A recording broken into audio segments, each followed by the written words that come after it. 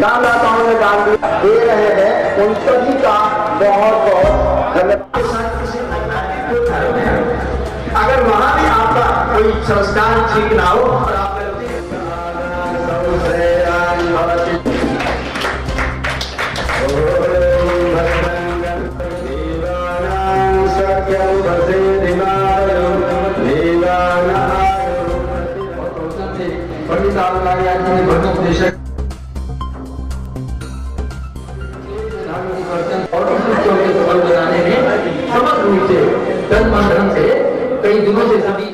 नमस्कार, मैं अर्चना और आप देख रहे हैं हंगामा टाइम्स। हंगामा टाइम्स जिस तरह आपको दिखाता है कि उत्तर प्रदेश की राजधानी लखनऊ में क्या खास हो रहा है, तो इस समय हम लोग इंदिरा नगर में आर्य समाज के मंदिर में हैं, जहां आर्य समाज इंदिरा नगर का वार्षिक उत्सव मनाया जा रहा है। 45 वर्ष हो गए हैं इस आर्य समाज मंदिर को, तो यहाँ पे 45वां वार्षिक उत्सव मनाया जा रहा है। जहाँ स्क्रीन पे आप देख रहे हैं ये महान विभूतियाँ बैठे हुए हैं, दूर दूर से लोग यहाँ पे आए हुए हैं लोगों को सनातन के प्रति जागरूक करने के लिए। और हमारा भारतवर्ष किस तरह सोने की चिड़िया कहा जाता है और ज्ञान का सागर कहा जाता है, जहाँ पे आज कार्तिक पूर्णिमा भी और दीपावली जो है देव दीपावली भी है, तो उसके साथ साथ में आज इंदिरा नगर आर्य समाज का वार्षिक उत्सव भी मनाया जा रहा है। 45 वर्ष पूरे हो गए हैं, तो क्या कहेंगे सर आज इस वार्षिक उत्सव के उपलक्ष्य में? आर्य समाज का यह वार्षिक उत्सव जो 3 दिन का था, इसमें अनेक विषयों पर अनेक सम्मेलन किए गए, जिसमें मैं स्वयं सुचिसद मुनि गुरुकुल सुल्तानपुर से और आचार्य अलका जी, मुदिता जी, आचार्य रूपचंद दीपक जी, आदरणीय विमलेश बंसल जी और विनोद बंसल जी, इस सारे विद्वान लोगों ने अपने विचार व्यक्त किए। अनेक विषयों पर यहाँ पर चर्चा हुई है। आज इसका अभी समापन हुआ है और हम सब लोगों ने संकल्प लिया है कि महर्षि दयानंद की 200वीं जन्म शताब्दी पर हम उनके नाम को, उनके कार्यों को और अधिक जनता में प्रचारित करेंगे। ऐसा संकल्प हम लोगों ने इस उत्सव के माध्यम से लिया है।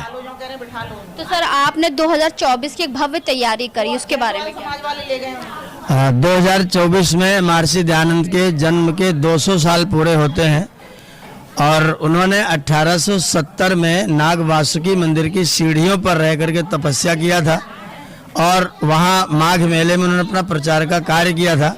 तो 200वें जन्म दिवस के अवसर पर हम 201 यज्ञ वेदियों पर चारों वेदों का पारायण यज्ञ, लगभग 4 करोड़ आहुतियाँ, 500 कुंटल घी और 1500 कुंटल सामग्री लगा करके करने वाले हैं।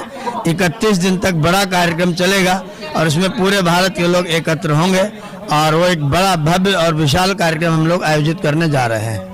अच्छी बात है। जिस तरह से आगे वेदों के ज्ञान को आगे से आगे बढ़ाने के लिए आचार्य रूपचंद जी भी अपना योगदान देते थे आहुति के रूप में। कहते हैं चारों वेदों के ज्ञाता हैं, उनको इतना ज्ञान है कि उनको ज्ञान का सागर कहा जाता है। तो सर आपका बहुत बहुत स्वागत। मेरा नाम आचार्य रूपचंद्र दीपक है, लखनऊ का रहने वाला हूँ।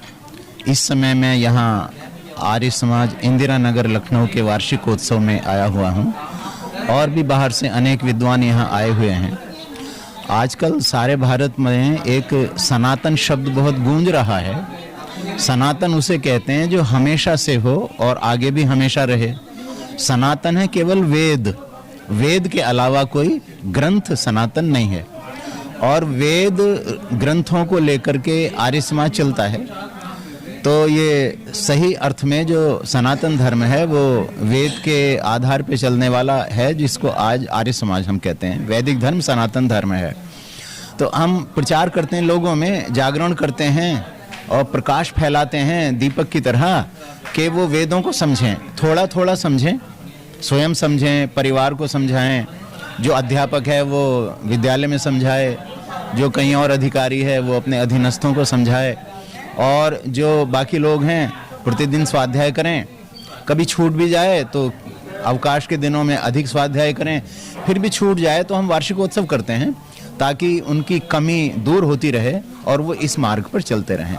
प्राचीन काल से भारतवर्ष वेदों के पीछे चलने वाला रहा है। बीच में ये मार्ग भटक सा गया और बहुत सारे ग्रंथ आ गए और वेदों से दूरी बना ली लोगों ने। इसलिए ऋषि दयानंद ने वेदों की ओर लौटो इस तरह का नारा दिया।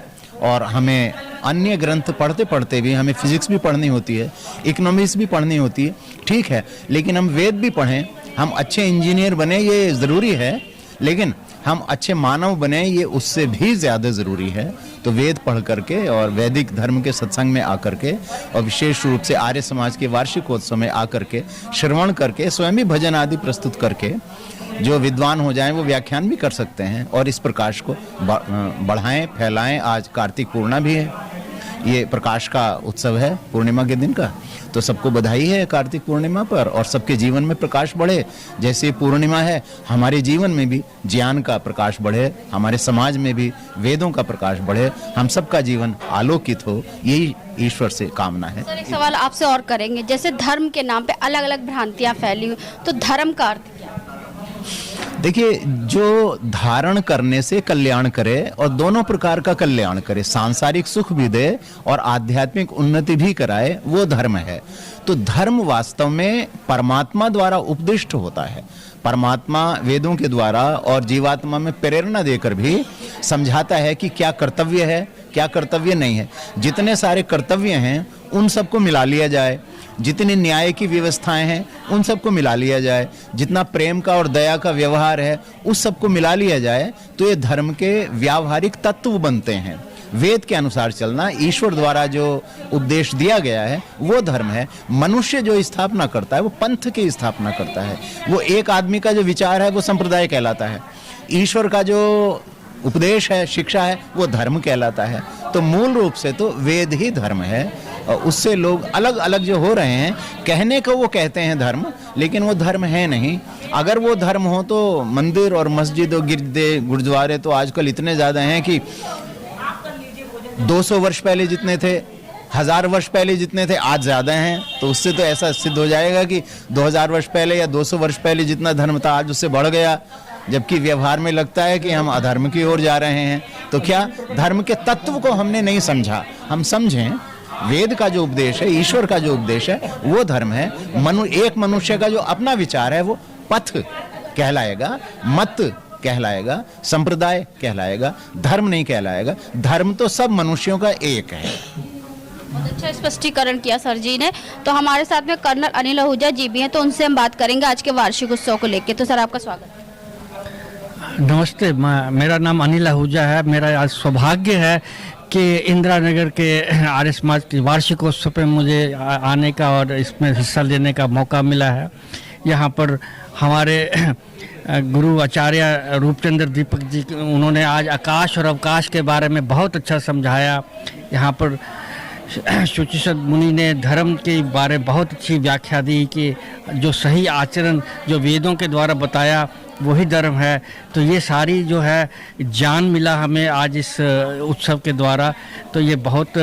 और मैं यहाँ पर ये भी कहना चाहूँगा कि जो वैदिक राष्ट्रमान गुरुकुल जिसकी स्थापना चल रही है, उसकी कंस्ट्रक्शन चल रही है, आचार्य शुचिसद मुनि जी का एक बहुत बड़ा हिस्सा उस प्रेरणा स्रोत में है। वो इनकी प्रेरणा मुझे बहुत है, तो उसी प्रेरणा से वो चल रहा है। अभी कंस्ट्रक्शन चल रही है और इस समय स्वामी श्रद्धानंद सरस्वती सभागार बन चुका है और कुछ दिन पहले जिला आर्य प्रतिनिधि सभा ने उस हाल को, सभागार को स्वामी श्रद्धानंद सरस्वती के बलिदान दिवस के लिए सिलेक्ट किया है।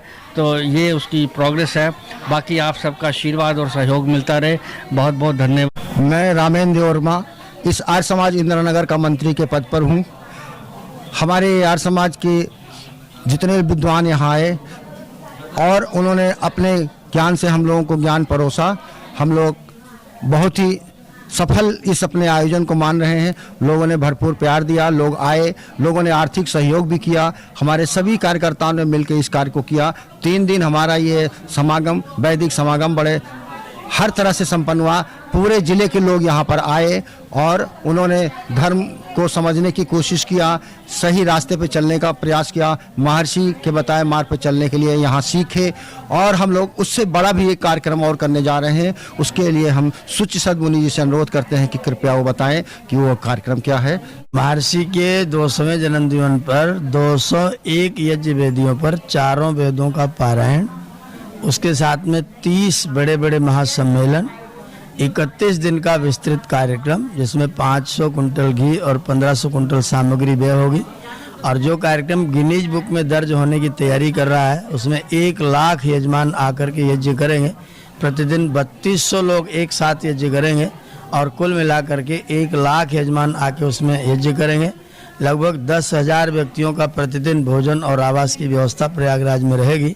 तो महर्षि के जन्मदिन पर एक विशेष अति विशेष कार्यक्रम जिसमें राष्ट्र रक्षा सम्मेलन, अखिल भारतीय कवि सम्मेलन, आर्य युवा सम्मेलन, आर्य महिला सम्मेलन और भारतवर्ष के प्रसिद्ध बड़े बड़े 25 गुरुकुलों का प्रदर्शन, उनके अपने बच्चे क्या करते हैं, क्या सीखते हैं, उनका प्रदर्शन, ऐसा एक बहुत भव्य, बहुत विशाल ऐतिहासिक कार्यक्रम जो पिछले 5000 वर्षों में आज तक इतना लंबा, इतना बड़ा, इतना विशेष, इतना बड़े यज्ञ का कार्यक्रम आज तक नहीं हुआ है। ऐसा एक कार्यक्रम हम लोग यहाँ पर संपन्न करने जा रहे हैं। वो 31 दिन का बड़ा कार्यक्रम है, उसकी तैयारी हम लोग जोर शोर से कर रहे हैं। बहुत अच्छी बात कही सर ने कि 31 जो है इतना बड़ा भव्य कार्यक्रम होगा। तो हमारे साथ में एक आचार्य जी और हैं, तो उनसे हम बात करेंगे। तो सर क्या कहना चाहेंगे आज वार्षिक उत्सव के बारे में और आर्य समाज जिस तरह से दिन प्रतिदिन अपना वृद्धि कर रहा है? ये जो प्रभु की व्यवस्था है और वो प्रभु की व्यवस्था पूरे सृष्टि का नियामक वही है। और अभी जो चर्चा हो रही है कि धर्म कौन है, क्या है, परमात्मा ने जो सबका कर्तव्य बताया, और वो कर्तव्य बताया कब? जब ये सृष्टि प्रारंभ हुई, जब सृष्टि परमात्मा ने बनाई तो उसमें सबका कर्तव्य बता दिया, सबको कैसे रहना है। पूरे ब्रह्मांड को एक प्रैक्टिकल के रूप में और वेद को एक थ्योरी के रूप में परमात्मा ने दिया। उसके आधार पे, उस वैदिक धर्म पे हमें सबको चलना था। ये मानव धर्म है।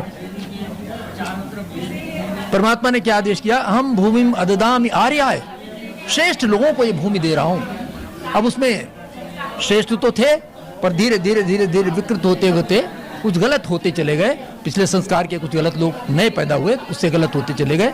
अब भी हमारा जो वेद कहता है, स्वस्ति पंथा मनुचरेम सूर्या चंद्रमसाविव पुनर्ददता अग्नता जानता संगमे मही।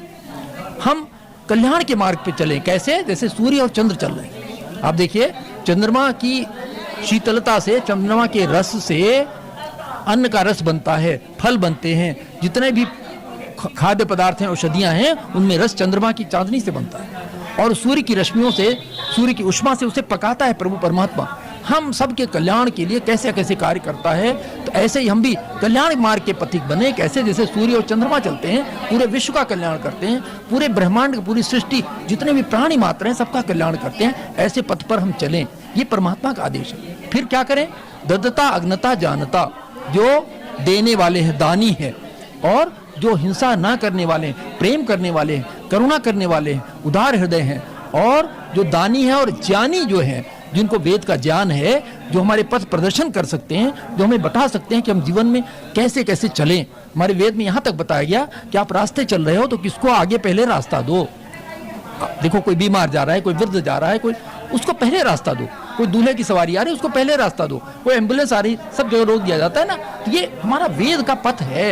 ये कल्याण मार्ग के पथिक हम बने, इस दृष्टि से ही ये सारे आयोजन किए जाते हैं। और यहाँ यही बातें सिखाई जाती हैं। हमारा मानव धर्म क्या है? वैदिक वेद ने, परमात्मा ने हमें वेद में क्या क्या बताया है कि कैसे कैसे हम रहें। एक एक क्षण का प्रारंभ, प्रातःकाल जागरण से लेके अंतिम शयन मंत्र के सारे पाठ बताए गए हैं कि कैसे कैसे हमें चलना है। तो उन सबको हम अगर अपने जीवन में उतारेंगे तो धर्म, अर्थ, काम और मोक्ष की सिद्धि कर सकेंगे। और मानव जीवन का जो चरम लक्ष्य है, मोक्ष की प्राप्ति, मानव जीवन का उद्देश्य ही यही है। जो शरीर ये मानव चोला मिला है, इसका उद्देश्य ये नहीं है खाओ पियो मौज करो। उसका उद्देश्य है हम परमात्मा की अमृतमयी गोद से चले थे और फिर उसी परमात्मा की अमृतमयी गोद में पहुंचना है। यही हमारी यात्रा है, मानव जीवन की यात्रा, यही यात्रा है। हम इस यात्रा को सफल करके परमात्मा की अमृतमयी गोद में पहुंचने के अधिकारी बन सकें, ऐसी प्रभु से प्रार्थना है। परमात्मा करे कि व्यवहार काल में हमें वेद की शिक्षाएं याद रहें और इन शिक्षाओं को अपने जीवन में उतारें और सभी के जीवन में उतारने का प्रयास करें। शम्यतु। यही कहूंगी कि इस प्रकार के वार्षिक उत्सव मतलब वार्षिक ऑडिट कि आर्य समाज कहाँ तक पहुँचा है, कितनी हमने उन्नति की है, कितनी उन्नति हमारी अभी बाकी है।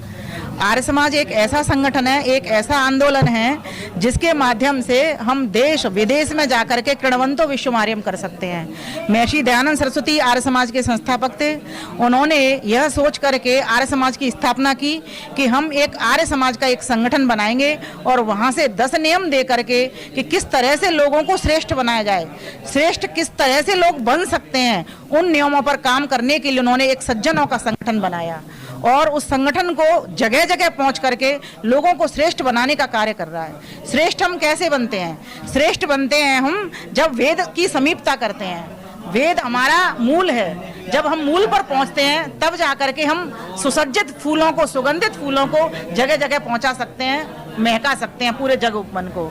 तो आर्य समाज चाहता है कि ठीक प्रकार से हम वेदों का ज्ञान लें, वेदों के ज्ञान को घर घर तक पहुंचाएं, वेदों के ज्ञान से चरित्र निर्माण लोगों का करें, वेदों के ज्ञान से त्रैतवाद को सिखाएं। ईश्वर कौन, जीवात्मा कौन, प्रकृति कौन, इन तीनों के तत्वों को समझें, इस त्रैतवाद के सिद्धांत को समझें और त्रैतवाद के सिद्धांत को समझाएं। क्योंकि दुनिया में आज बहुत सारी भ्रमात्मकता अर्थात विकृतियां, पाखंड, अंधविश्वास चला हुआ है। इसीलिए आज आवश्यकता है हम आर्य समाज के संगठन से जुड़ करके और लोगों को जोड़ करके वेद की ओर लाएं। क्योंकि महर्षि दयानंद का सपना यही था। अभी उनकी 200वीं जयंती आ रही है और उनका आर्य समाज का स्थापना दिवस भी आ रहा है 150वां, और अभी हमने पुण्यतिथि भी उनकी, निर्वाण दिवस भी हमने मनाया था दीपावली के शुभ अवसर पर।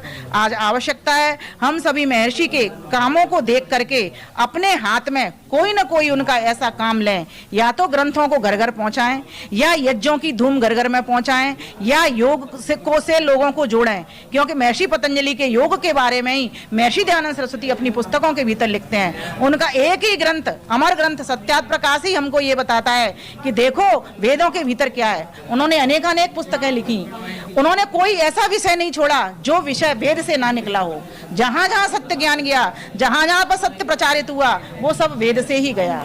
तो महर्षि दयानंद सरस्वती ने जब हमारे लिए इतना काम किया है तो हमारा भी कर्तव्य बनता है आर्य समाज से जुड़ने के बाद में कि हम भी उनके मिशन को आगे लेकर के पहुंचे, वेद की, यज्ञ की, योग की ज्योति को घर घर तक पहुंचाएं, तभी विश्व शांति होगी। विश्व शांति का मात्र एक ही मूल है, क्या? वेद की ओर लौटना, बैक टू वेदास। तो आज हम लोग आए थे इंदिरा नगर के आर्य समाज मंदिर में, जहाँ पे वार्षिक उत्सव मनाया गया, 45वां वार्षिक उत्सव मनाया गया, जहाँ दूर दूर से लोग, आचार्य जन आए हुए थे और साथ में बहुत सारे लोग यहाँ पे आए थे जिन्होंने 45वें वार्षिक उत्सव में शामिल होकर के आर्य समाज को और बढ़ाने के लिए यहाँ पे अपना संबोधन दिया और लोग मौजूद भी रहे। जिस तरह से हम आपको दिखाते रहते हैं आर्य समाज के प्रति लोग किस तरीके जागरूक होते हैं और अपने हिंदू धर्म के प्रति और हिंदू धर्म के प्रति और हिंदुओं को बढ़ाने के लिए, साथ में धर्म को बढ़ाने के लिए किस तरह से आर्य समाज हमेशा कार्य करता रहता है और वेदों के प्रति उनको जागृत करने के लिए भी कार्य करता रहता है। तो ऐसे हम आपको दिखाते रहेंगे कि लखनऊ में क्या खास हो रहा है। तो इसी के साथ मैं अर्चना आपसे इजाजत लेना चाहूंगी। धन्यवाद, बने रहिएगा हंगामा टाइम न्यूज चैनल के साथ। हंगामा टाइम्स की तमाम खबरों को देखने के लिए हंगामा टाइम्स को सब्सक्राइब कर लीजिए और बेल आइकन दबा लीजिए। अगर आपको ये वीडियो अच्छा लगा हो तो लाइक बटन प्रेस कर अपनी प्रतिक्रिया हमारे कमेंट बॉक्स में देना।